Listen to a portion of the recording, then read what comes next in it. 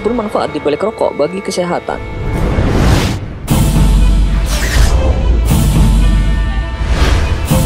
Informasi negatif mengenai rokok dan kebiasaan merokok sudah kita dengar sejak lama. Kebanyakan yang kita dengar adalah dampak buruk asap rokok dan zat-zat yang terkandung di dalamnya terhadap kesehatan tubuh manusia. Dan hal ini diterima oleh masyarakat sebagai informasi yang benar berdasarkan hasil riset dan penelitian.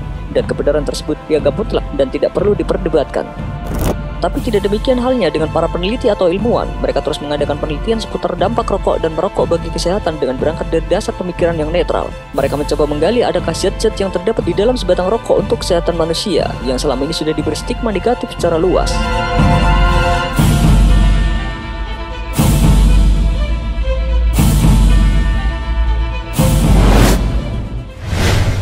Merokok mengurangi resiko Parkinson.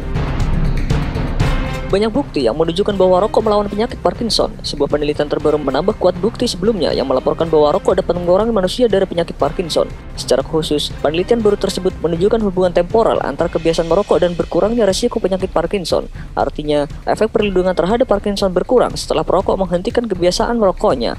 Studi lain mengenai pengaruh positif merokok terhadap Parkinson disease adalah sebuah penelitian terhadap 113 pasangan kembar laki-laki. Tim peneliti yang dipimpin Dr. Tyler terus melihat perbedaan yang signifikan ketika dosis dihitung sampai 10 atau 20 tahun sebelum diagnosis.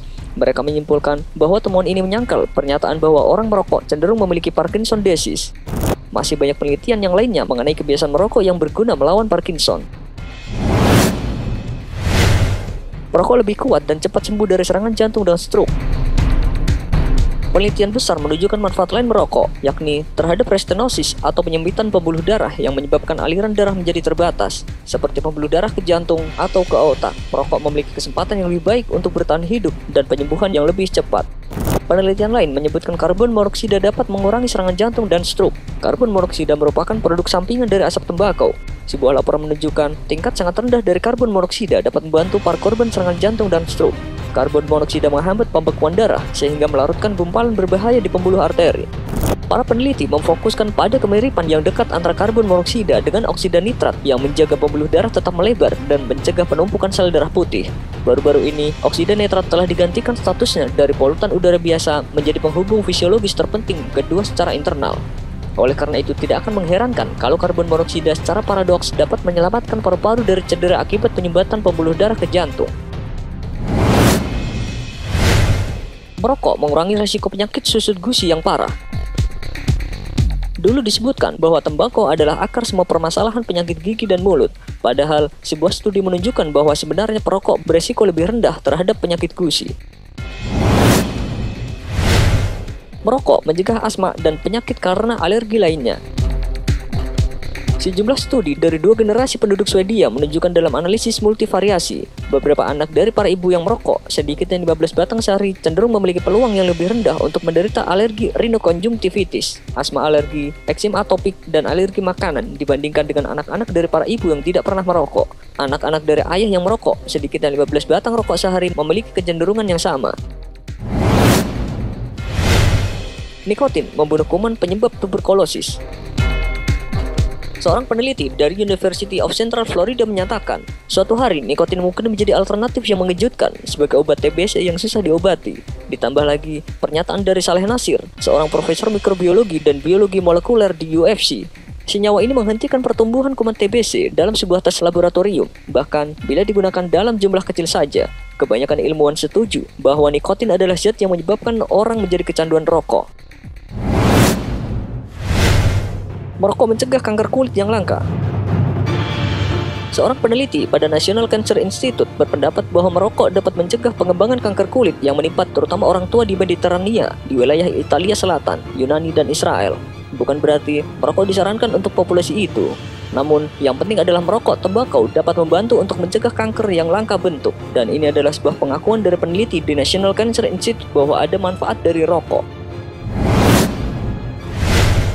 Merokok mengurangi risiko terkena kanker payudara.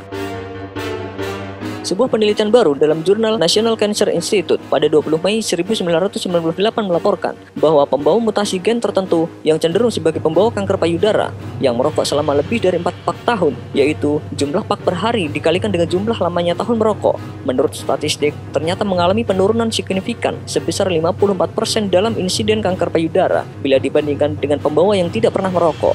Salah satu kekuatan dari penelitian ini adalah penurunan insiden melebihi ambang 50%. Nitrat oksida dalam nikotin mengurangi radang usus besar.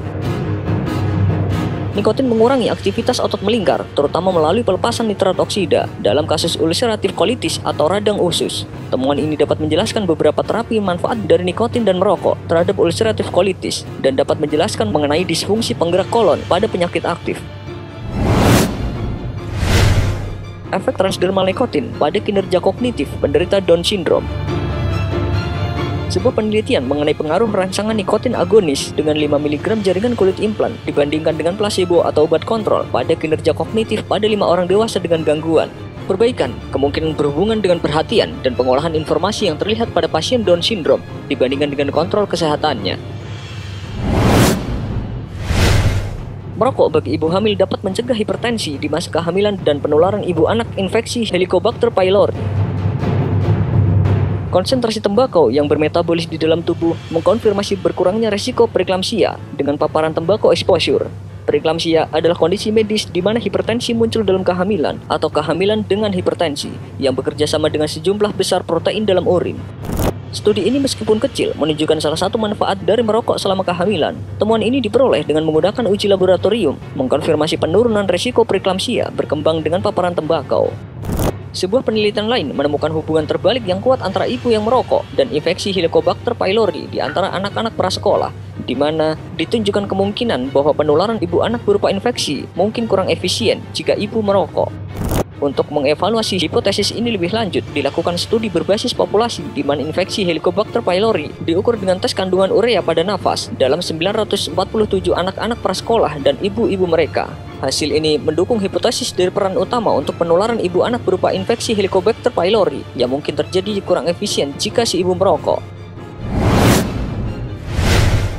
Informasi ini tentu tidak bermaksud mengajak Anda untuk mulai merokok atau meneruskan kebiasaan Anda menghisap asap tembakau, tetapi adalah hak Anda untuk percaya atau tidak bahwa nikotin dan zat-zat lain yang berasal dari alam dan berada di dalam rokok juga mempunyai kegunaan.